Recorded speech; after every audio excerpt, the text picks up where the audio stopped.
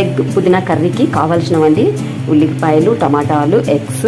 నేను ఎగ్స్ అయితే ఇక్కడ బాయిల్ అయితే చేస్తున్నానండి. ఎగ్స్ తర్వాత వచ్చేసి ఎక్కువ పుదీనా, చూడండి ఇంత కట్ట పుదీనా తీసుకున్నాను. ఒక కట్ట పుదీనా, అల్లం వెల్లుల్లి పేస్ట్ రెడీ చేసుకోవాలి. అందుకోసం అల్లం నేను ఎప్పటికప్పుడు ఫ్రెష్గా అల్లం అయితే తీసుకుంటానండి. పుదీనాతో ఎగ్ కర్రీ చేస్తాను. చూడండి ఎలా చేస్తాను ఏంటి అనేది ఒక లాంగ్ వీడియో పెడతాను చూడండి. అందుకని ఎగ్స్ తీసుకున్నాను. ఒక 9 ఎగ్స్ అయితే తీసుకున్నానండి. వీటిని అయితే బాయిల్ చేస్తున్నాం. అయితే మనము పుదీనా పేస్ట్ పట్టుకున్నాము. ఎందుకంటే పుదీనా మొత్తం పొలుచుకున్నాను. ఇక్కడ చూడండి ఏమేమి వేసి పేస్ట్ పడుతున్నాను అనేది. ఇదిగోండి పుదీనాను మనం మెత్తగా పేస్ట్ పట్టుకోవాలి. గుడ్లో ఆల్రెడీ ఎగ్స్ ఉడుకుతున్నాయి చూడండి.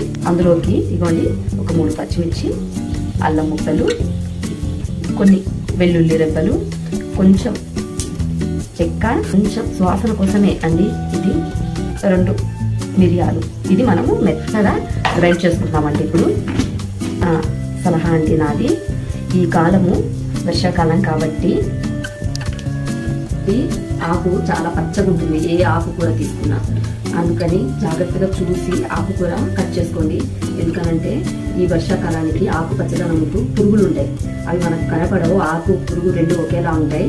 మొత్తం ఇదిలిచ్చేసేయండి. కట్టని బయటనే ఇదిలిచ్చేసేయండి. ఏమైనా పురుగులు ఉంటే పెద్దగా ఉంటే రాలిపోతాయి. ఎందుకంటే కనిపించవు కాబట్టి చెప్తున్నాను. తెలిసే ఉంటుంది అందరికీ, బట్ కాకపోతే గుర్తు చేస్తున్నాను ఇంకొకసారి. ఇప్పుడైతే మనం ఇది మిక్సీ పట్టేస్తున్నాము. ఇదిగోండి పేస్ట్ అయితే పట్టేసాను. చూడండి ఎంత గ్రీన్గా ఉందో. నెక్స్ట్ ప్రాసెస్ చేద్దాము. తర్వాత అండి ఎగ్స్ మనకి అంత పోల్చుకుంటే ఎట్లా పడితే తీరిపోతుంది కదా, అలా పోకుండా ఉండాలి అంటే ఉడకపెట్టేటప్పుడే కొంచెం సాల్ట్ వేసారనుకో, తర్వాత ఎగ్స్ నీట్గా వలసొచ్చండి. తొక్కు కూడా నీట్గా వచ్చేస్తుంది. ఇప్పుడైతే మనం ఆయిల్ వేసేసుకుందామండి.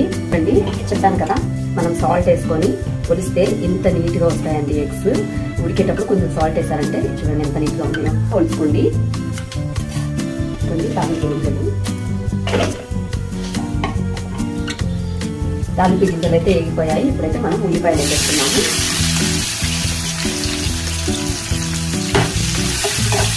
ఉల్లిపాయలు కొంచెం ఎర్రగా వచ్చేంత వరకు వేసేద్దామండి. కొంచెం కరివేపాకు వేసుకుందాం. అయినా కరివేపాకు కనపడదు కానీ గ్రీన్లో కాబట్టి అలవాటు కదా, వేసేద్దాము. కొంచెం ఆయిల్ వేసుకుందామండి. ఎగ్స్ వేపుకుందాము. ఈ పక్క ఇదిగోండి ఇక్కడైతే ఆనియన్స్ వేస్తున్నాయి కదా, ఈ పక్క మనం కోడిగుడ్లు అయితే వేపుకుందామండి. ఇందులోకి కొంచెం పసుపు, తర్వాత వచ్చేసి కొంచెం సాల్ట్ వేసుకొని వేపుకుందామండి. కొంచెం సాల్ట్ ఇదిగోండి, కొంచెం సాల్ట్ వేసాను, కొంచెం పసుపు వేసేసి వేసేసుకుందామండి. ఎందుకంటే ఇది కొంచెం వేగితే బాగుంటుంది, ఇంకా కర్రీ చాలా బాగుంటుందండి. ఇదిగోండి ఎగ్స్ అయితే వేగిపోయాయి. ఇప్పుడు మనము నెక్స్ట్ ప్రాసెస్లోకి వెళ్దాము.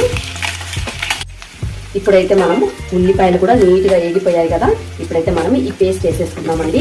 ఇందులోనే అల్లం, చెక్క అన్నీ వేసి పట్టాం కదా, ఈ పచ్చి వాసన మొత్తం పోయేంత వరకు వేసుకోవాలండి.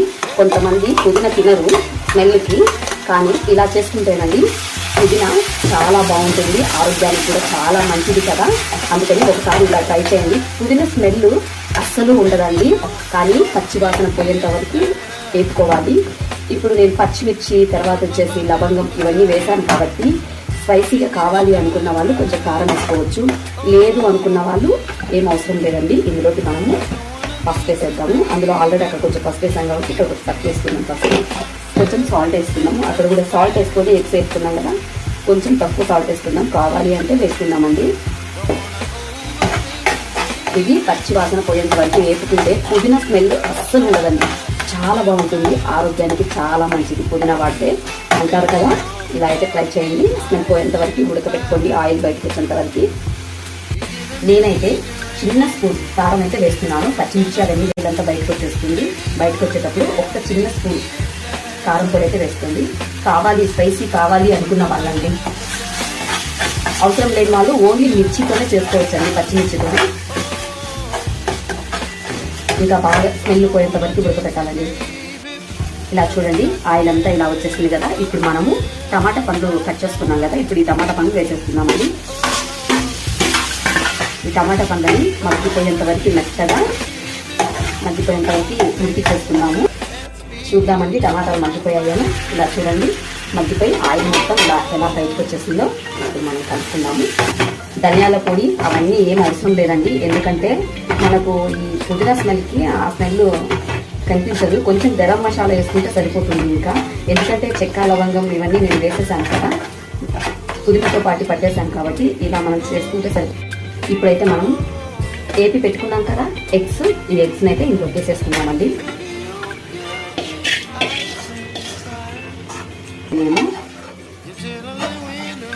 ఇప్పుడు చూడండి ఆయిల్ అంతా పైకి వచ్చేసింది, మగ్గిపోయింది. ఎగ్ కర్రీ అయితే రెడీ అండి. ఒకసారి ఇలా కూడా ట్రై చేయండి, చాలా టేస్టీగా ఉంటుంది. స్టవ్ ఆపేసుకున్నాం. ఇంకా